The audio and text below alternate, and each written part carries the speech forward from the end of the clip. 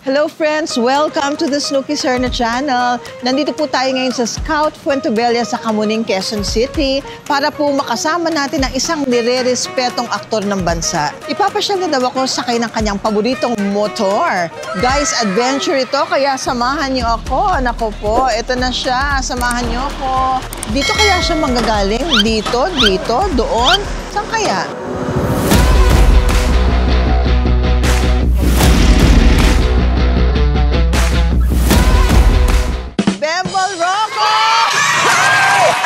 Ay, kapakil tayo. Kuya Bems, anong tawag dito? Venture bike, BMW. Kuya Bems, adventure bike. Yep.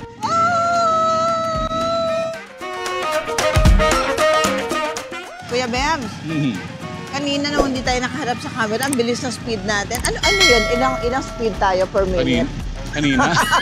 Hindi, wala pa yun. Why did you get into this hobby of big bike riding? When I was 14, I was able to ride motorcycle in Baguio. I was always fascinated, di ba, with motorcycles. Kuya Bems, other than the motorcycling, parang ikaw ba parang speed junkie kumbaga? Gusto mo ng speed? To a certain extent, yes. So, maingat ako, di ba? There's a limit to the speed that I would want to go.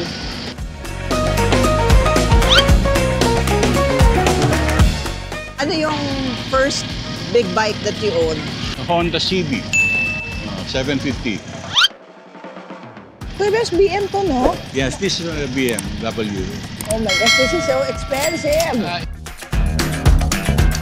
Kuya Bems, for those who are interested to do what you're doing, mag-big bike din, lahat ba to? I mean, is it easy for a woman to drive a big bike? There are a lot of women motorcycle riders already now. It's really a different vehicle and enjoyable to use. Depends on the rider.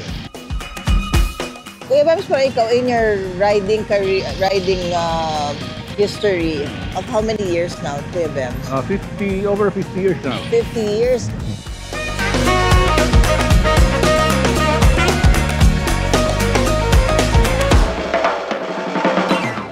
Sarap naman pala.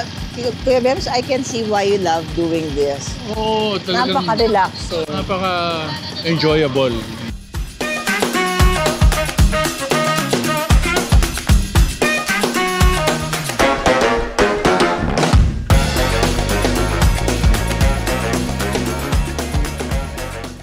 Sige.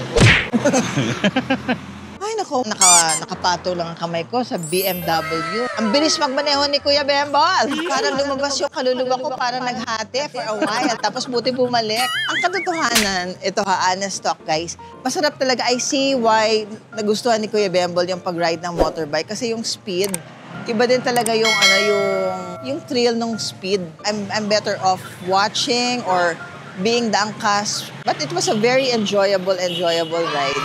Medyo napagod ako doon sa joyride natin. Kuya Bems, that was something else. It is something else. Punta tayo sa ating pagiging parehong Broca babies. We were both discovered and mentored by the one and only Lino Broca. Paano ka ba na-discover ni Tito Lino? When I was in their foundation, rehab center, dumating sila, si Lino Broca and Company, just a center, and they wanted to get a permit to shoot in one of the rehab centers in Cavite. I was the OIC then here, and I told him that I am not authorized to issue a permit. You'll have to come back next week and talk to Father Bob himself, sabi ko. Which he did. Bob Garon. Yes, so they went a week after, and nung nakuha niya yung permit, tinanong niya ako kung you want to be part of the film. Total, dati kang residente rito and hindi ka mahihirapan and that I will pay you 200 pesos a day. Oh, di ba 200 pesos pa? Oo, 600 pesos a month ang sweldo ko eh. I mean, Ano na yun, Parang substantial at the time, no? di ba? Pero kaya nga, di ba, yung 1,000 pesos fee ang nakapag kiliti na nga. I shot for 5 days nga. Di ba? Kasama sila Soxy Topacio and 5 more. Batiin ka na tiisan! May galit ka ba sa akin? Naiingit ako sa iyo eh. Ano ba kinaiingitan mo? Ang mukha mo. At ang katawan mo. Ano ka? Bakla? Marami akong kilala mga bakla. Punting-punti ako sa mga bakla. Hindi lahat ng bakla pare-pareho.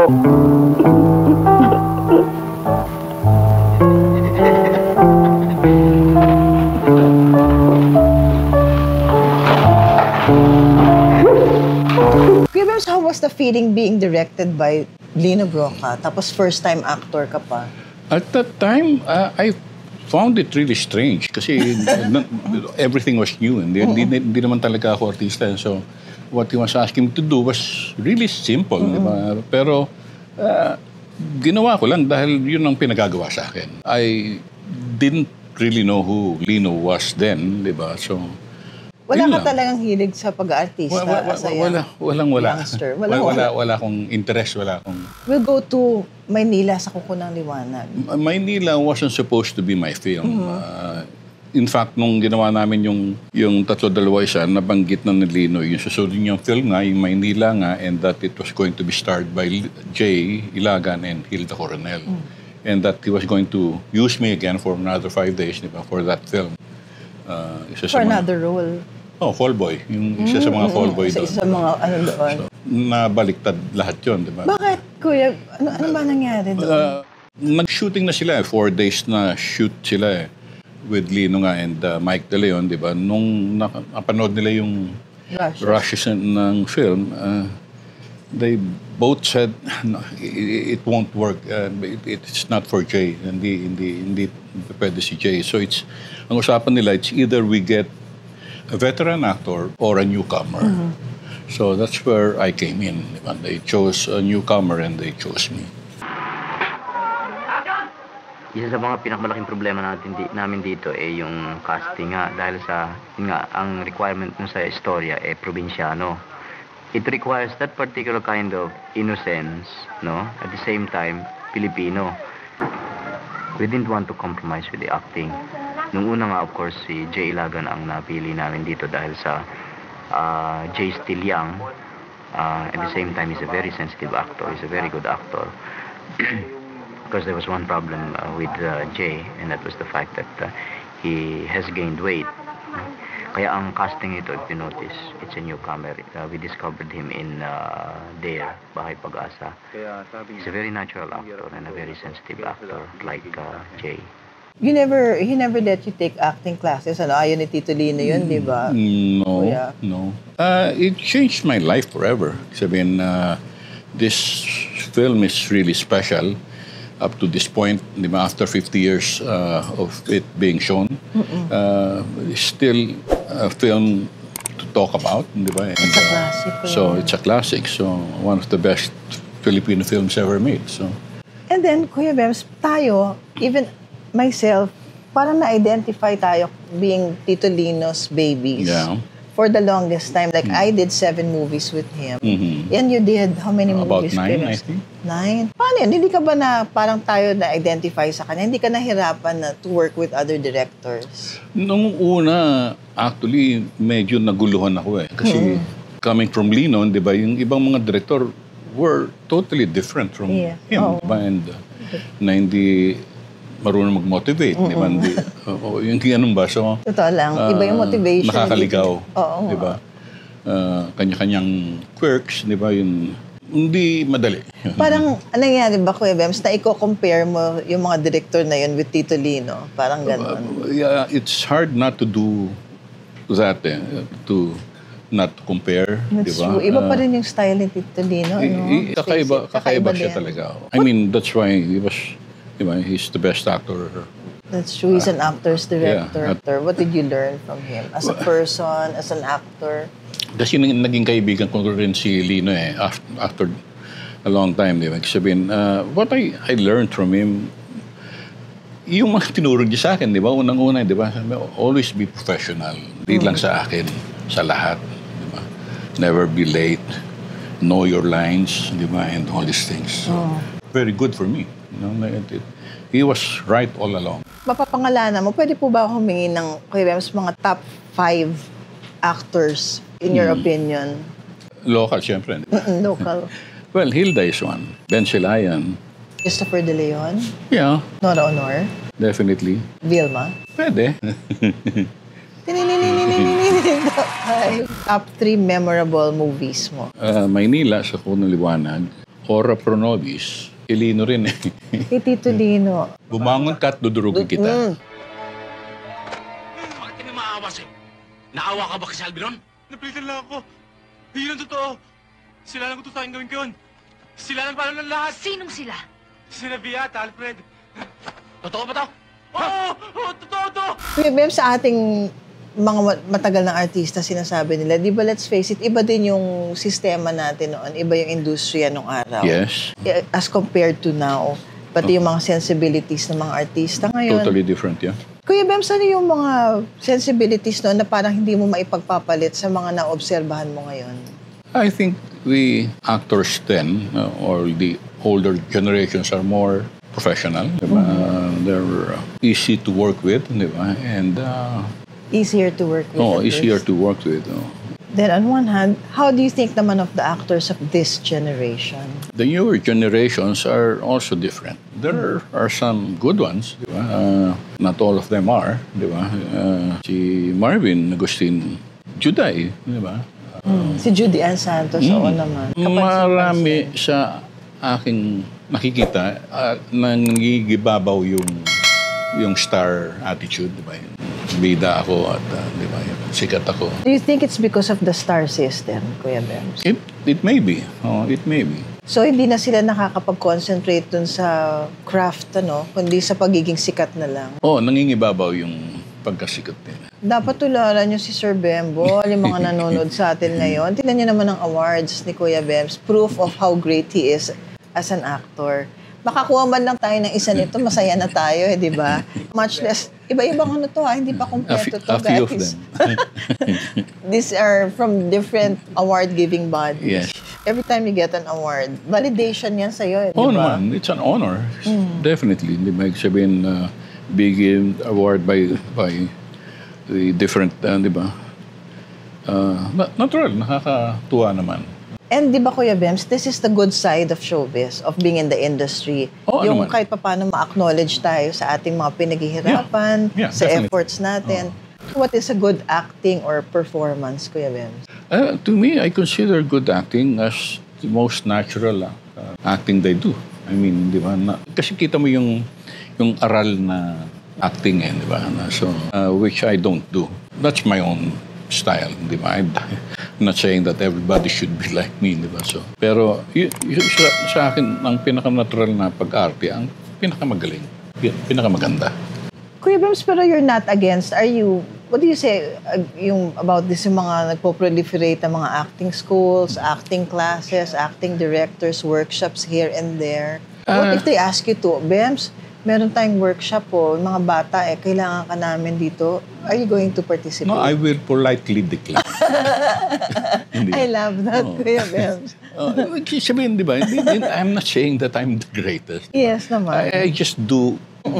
I know it has been effective all these years. So, That's diba? true. That's what else can I ask for? How do you prepare for a role? Unang-una, siyempre, you read the script. You make a character, diba? Study of the focal, diba, character of the film, and I create my own. Wala akong pinagbabasihan, diba? Akong gumagawa na sarili kong characterization sa bawat role na ginagawa ko. Alam niyo, totoo, Kuya Bems, I mean, as a fan here, wala kang role na parang nagkakapareho. Wala. Hindi ka ba nade-drain, Kuya Bems? It's draining, actually. Mas lalo na pagka heavy scenes, diba? It takes me hours before I get back to normal, kumbaga, di ba? Hanggang sa pag-uwi ko, dala-dala ko yung karakter. Do you still consider it somehow open ka rin sa mga method acting? I can't say anything about it, di ba? But I'll let them do that if that's what they prefer, di ba? Sa akin, hindi ako pabor sa ganun, di ba? Pero Kuya Bems, if they were to ask us, kukulitin tayo, ano yung acting mo? Can you explain what kind of acting you do, Kuya? Ano ba, if there's a title to it, ano kaya yun? I don't put any title to my style of acting. Tama. You It's just feel the role. my own. No, nobody can be like me. Kung may wish ka na mabago sa industriya natin at this point in time, ano ito? Gusto ko sanang mabuhay ulit ang industriya. Magkaroon ng pagkakataon ang mga filmmakers and the actors, di ba? And siyempre, the whole production to have enough work, di ba? Para pambuhay nila, di ba? Totoo, hanap buhay natin to eh. So, yun ang aking dasal at panalangin. What is the best thing about being Bembol Rocco? Is that I have kept my privacy so I can do what I please, di ba? That's true. And that makes me really happy. So.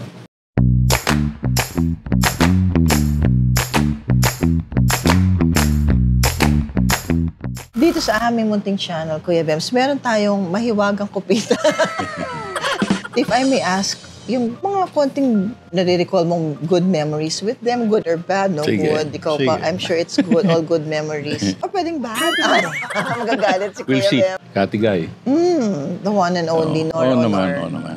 I did quite a number of pictures with Nora Honor and all of them were interesting and worth remembering. Napakahusay ni Ate Guy. Napakahusay niyang artista at napakasarap na katrabaho. On the personal note, napaka-insecure actually ni Ate Guy. Oh, she had a lot of insecurities by herself, di ba, yung loob niya, na hindi ko mahuli kung saan nanggagaling yung insecurity niya. Kami magkasama, happy lang kami kasi ang sarap niyang kakwentuhan, di ba, katrabaho. Di ba, Kuya Bems, ang lakas ng sense of humor. Yung Sobra, kanya pa yung parang sobra. deadpan pa siya, pero nagpapatawa. Parang baliw nga eh. Di ba lang biro? She was overly generous. Bigay lang siya, bigay sa Nakita ko yun. mga ngailangan. Ano man, di ba? Walang halaga sa kanya ang pera. Kusa niyang pinamamahagi sa mga. Totoo po yun. Napakalaki ng puso niya. Naalala ko po, Kuya Bems, na siguro it's safe to say kasi open naman na nangyayari na nung nasa Superstar pa po si Ate Guy noon. Nagulat ako pagka yung medyo gumagabi-gabi na, lalo pagka yung taping ang Superstar, may lalabas na lang na attache case. Tapos nakapaligid yung mga alalay niya sa kanya. Bubuksan niya. Nagulat kami ni Maricel, Kuya Bems, puro pera. Oh my goodness. Bayong-bayong ang pera nun. Ishmael Bernal. Direk Ishma. I worked with him 2 films or 3 films, I think. Ibang style naman ni Bernie. Temperamental. Di ba? Totoo. Di mo alam kung anong mangyayari. And very, very wild when he gets mad. Di ba? Takot ako kay Direk Ishmael. Pero mabait siya. Oo naman. Sabihin, ano lang talaga, mapusok. Di ba? Madaling... Passionate kasi siya. Oo. Napapagalitan ka din dito, Kuya Bems. Hindi, nakarinig nga ako ng mga side comments niya na sabi ko, totoo ba yung naririnig ko? Sipahin ko. Di ba? Ano ba naman yan? Yan ba yung award-winning actor? Talaga? Si Raul. Si Raul ito. Gusto kong tampalin eh. Pero that's the way he is, di ba? So, And maybe ano niya yan, for all you know, di ba, Kuya Bems, parang that was his lambing. oo, somehow. Pang-motivate. Ano yan? Carino Brutal. O Hilda Coronel. One of the finest, best actress the Philippines ever had. Ang galing-galing ni Susan, ni Hilda. Ang ganda ng mukha niya, no? Kuya Ganda-ganda na mukha, ang galing-galing umarte, and really serious with her being an actress. Talagang inaaral niya parati mga script. Siya ang nagturo kaya sa akin kung paano mag-memorya ng mga habang linya. Paano ba mag-memorize sa mahabang Siya, ang style niya, di ba? Sabi niya, yung mga mahahaban, di ba? Put it into blocks, di ba? Para meron alam point of kung kailan ka tataas, kailan ka bababa, and all these things, di ba? Mga inflections mo, alam diba? mo. So, paano mo lararuin, di ba? So parang ikaw compartmentalize mo. Correct. Ah, Diba? Naka-unit. Naka-in-units. Diba? So, Kuya Bems, pero alam mo, di ba mga tao parang they would rather look at the personality than the acting. Si Ate Hilda, parang sinasabi nila mataray. Do you agree?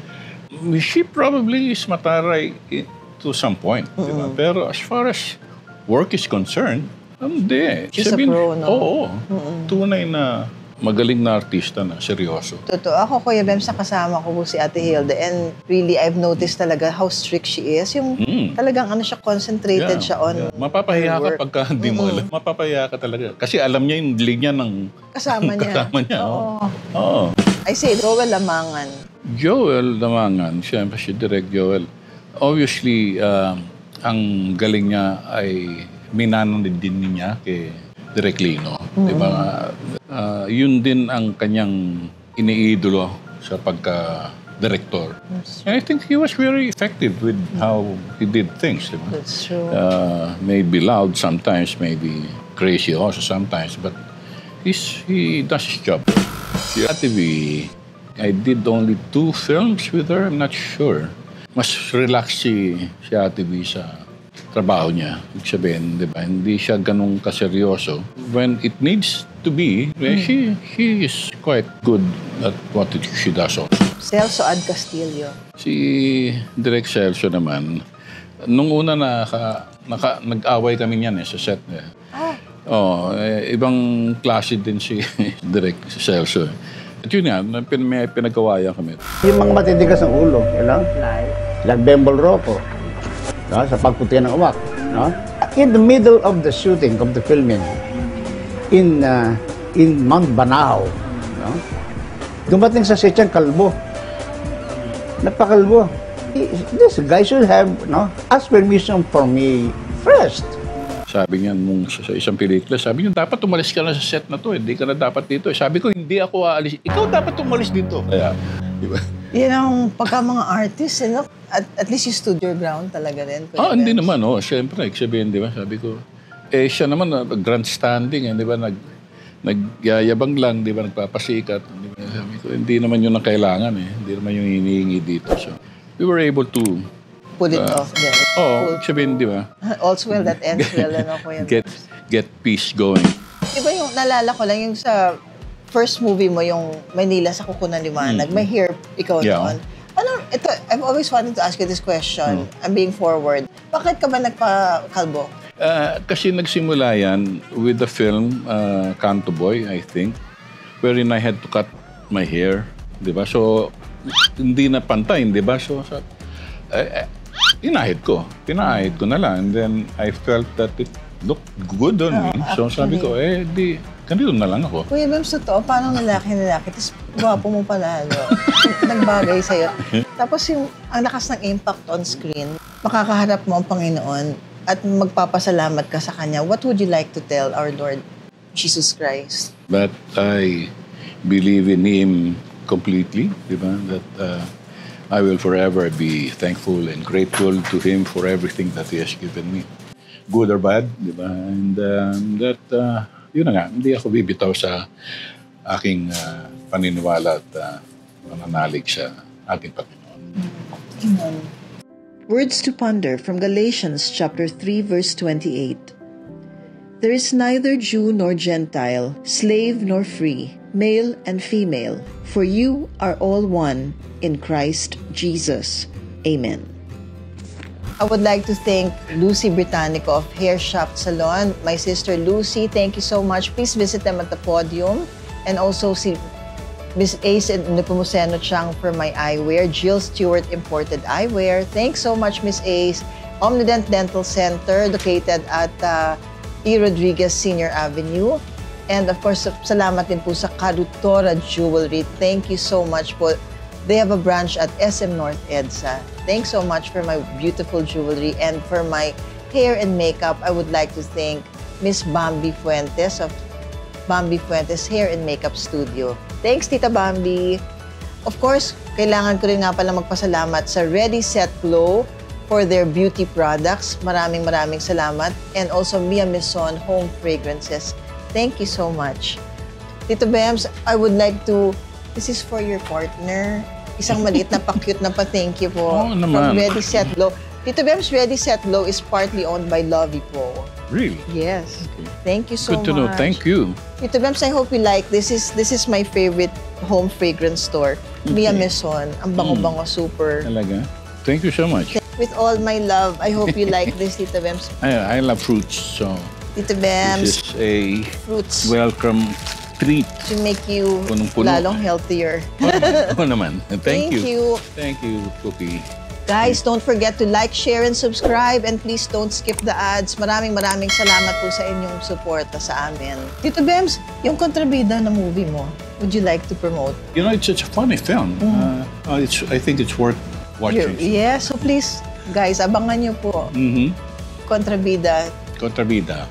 Si Res Cortez and sa I1 TV, Res Cortez and Lindo Arroyo.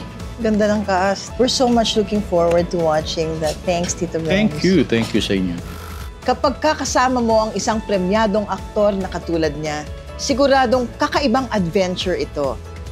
Bembol Rocco proves why he's one of the best, brilliant, timeless, and a legend in every sense. Siguradong you'd agree with me that as one artist, no one does it quite like Bembol Rocco. Ito po si Snooki Serna. Salamat po sa patuloy na suporta at pagmamahal. And always remember that whatever happens, rain or shine, friends po tayo. Thank you po. God bless you. Thank you. Thank you.